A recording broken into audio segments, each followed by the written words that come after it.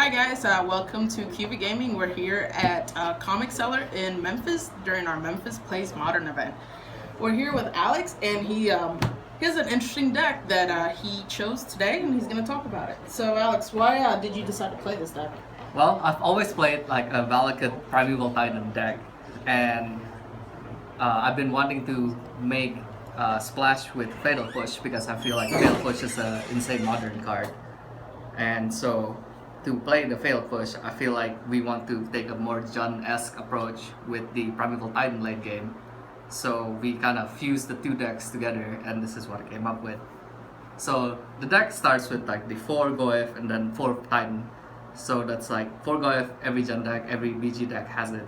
It's really good with Thoughtseize, it's really good with all the removal spells. And then we have the Titan, that's like our late game. To get to the Titan, we have some amount of ramp spells, like the Secure Trap Elder and the Farseek, but we don't play the full package because we instead of ramping, we'd rather be killing their things and attacking with Goefs. And then when we get to 6 mana, like on turn 5 or 6, then we play the Titan. So we cut down one of the Secret Level there because our mana base is the main issue with this deck is the mana base is kind of weird. You can't afford to play basic mountains because it's a mainly black-green deck with Valakut. So you need mountains for Valakut, and then you need black and green stuff to cast your stuff. So we can't play mountains to make the Secret Elder really good late game. And then we have some of these Scavenging Ooze is generally good jam cards, and then it's really good graveyard hate. And Corsair lets us grind to the late game. And another thing with Corsair is it's an enchantment, so it helps us enable Delirium for Traverse the Ulvenwald. And the Traverses are good early game to get hit your land drops, and then late game it becomes a tutor for Primeval Titan, or even just Valakut sometimes, or even just a mountain. Like it hits anything, almost anything in the deck with Delirium. Since we have 2 mana ramp spells, then we play the new Chandra, Torch of Defiance. It's been phenomenal every time if you can cast it on turn 3. All her abilities are relevant. The -3 removes a creature, sometimes Goefs, and then the +1 red lets you cast like a turn 4 Titan. If you go turn 2 mana ramp, and then turn 3 Chandra, you can go turn 4 Titan. So this is like a ramp spell that's also removal. And then the +1 like just wins races. It gives you like fuel, or it could just deal 2 damage. And then we have the removal package, which is just 1 Meltstone Pearls, 2 Terminate, 4 Fatal Push, and 4 Call Against Command. So Fatal Push, as I said, the main reason I played this deck is to play Fatal Pushes, and it's been phenomenal. It's very few decks that it's bad against. And then the Call Against Command lets us play the even grindier late game where they counter or kill the Primeval Titan. You can get it back and then deal 2 damage, or get it back and then make a discard card or whatever. So all the modes are useful. And then the Terminates are just catch-all against like other Primeval Titan decks. And this is for Planeswalkers. And then to round it up, we have 2 Thoughtseize because against the unfair decks that Fatal Pushes are bad against, the Thoughtseize are good against. So it's generally something you want to have when you're playing Jun style decks. So our mana base, as I said, we have kind of like a weird mana base because we want to hit BG, and we want to have enough mountains to trigger Valakut. So we have all these mountain duels. So we have the 4 Blood Crypt, 4 Stomping Ground, and 3 Cinerglade. And then the fetches, we are 4 BG fetches and 2 Wooded Foothills. So ideally, you don't want to take as much damage, but it's almost inevitable if you're playing against the grindy decks. You just go like fetch, bolt, and then play your things. But against the grindy deck, against the faster decks, then you need to have like the 5. We play 5 basic and to hit the Fatal Pushes and go without taking damage. And it also turns on a Cinder Glade being untapped late game. Now, quick question, if I may. Okay.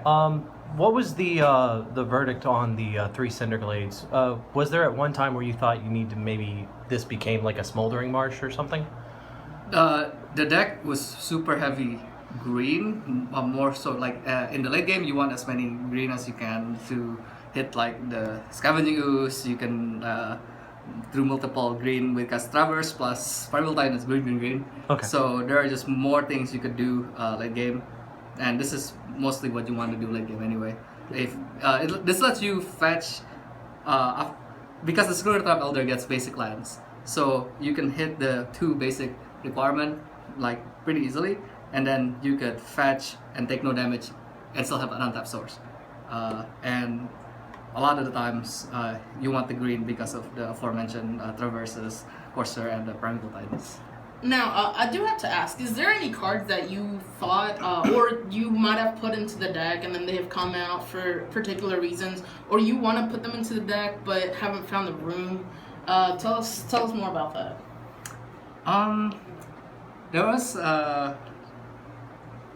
one of the issues for the deck was actually hitting Delirium consistently, because sometimes you have like the removal spell, you fetch, and you have the creature, but like getting the sorcery requires like one of these. So like the first one is probably fine to hit just like hit the basic, but then you need to find the second one for the second one to do anything. That's why like I really like this, and I feel like I wanted to go up on this or like another enchantment like a Prismatic Omen or something, but I feel like Prismatic Omen would just be worse than a Farseek, because you can't go Prismatic Omen into Chandra, you just wait the next turn.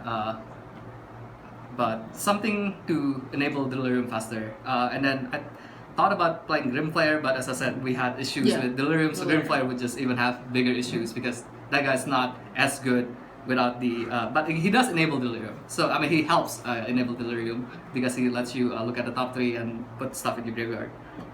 Alright, so, and usually you don't see many decks have 2 copies of Thoughtseize without like 4 or 3 copies of Inquisitions. Yes.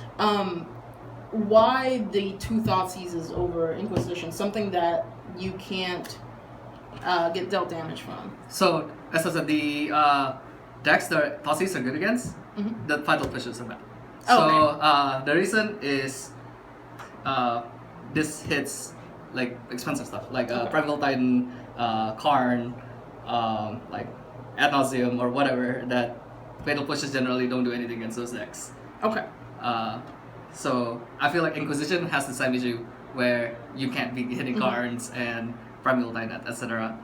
Have you thought going up to a 3rd Thoughtseize, like in the future, or the deck or do runs, you think you need it? The deck runs 2 Thoughtseize mainboard and then 2 in the sideboard. Oh. Okay. So it against the control decks, it actually boards into all 4 Thoughtseize and various other things.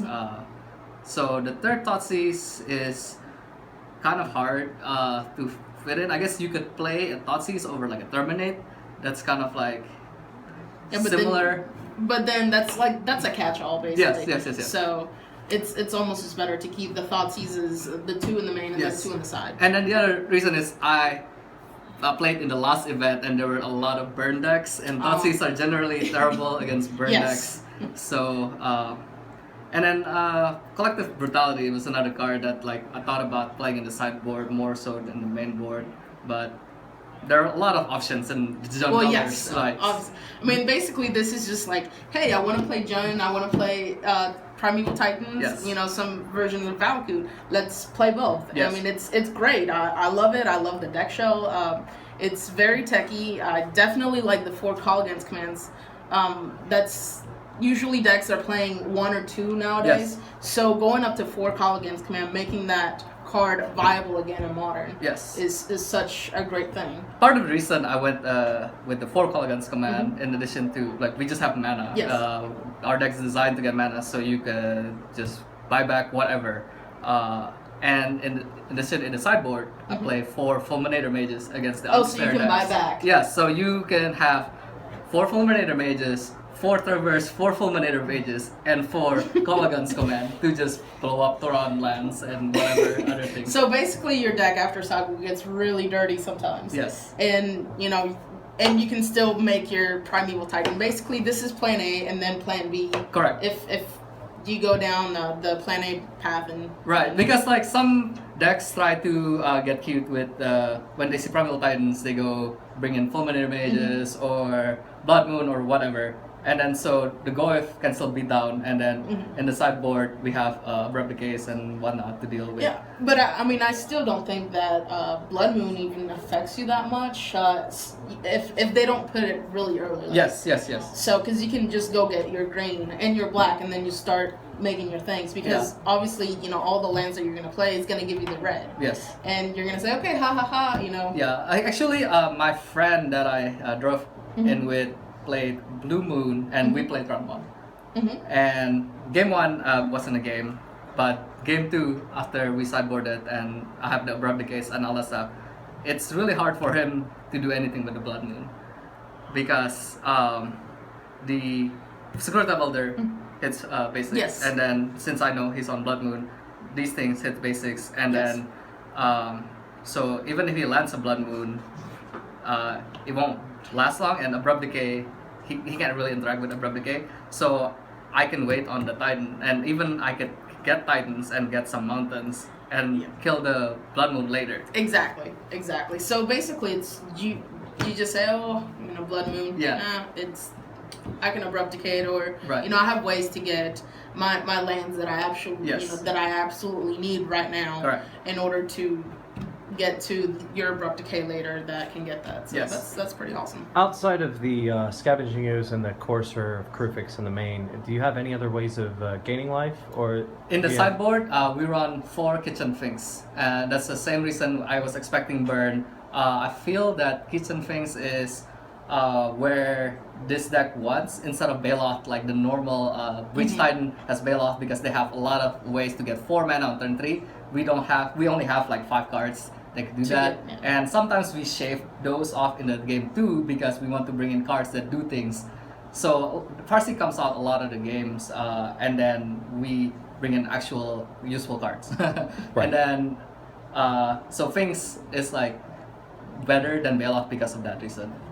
Well, plus it comes back, and it's, Yes. Well, Bailoff is 4 life Yes. up front versus 2 life plus 2 life if Yes. it dies. Yes. But the thing is, you're getting potentially 6 power to the 4 power from Bailoff, and Yes. you're getting over time. You're getting the same amount of life, unless they path, of course. Yes. But you're also preventing extra So, damage. Exactly. Yes. So you're preventing potentially 2 less damage to you over the course. And, I mean, Yes. it's great. I love it. Thank you, Alex. Thank you. Thank you so much. Do you want to say anything, local store or anything? Anything else? No, I have nothing else. All right, thank you guys so much. Hit us up on YouTube. Make sure you subscribe and cubicgaming.org. That's it. Thank you.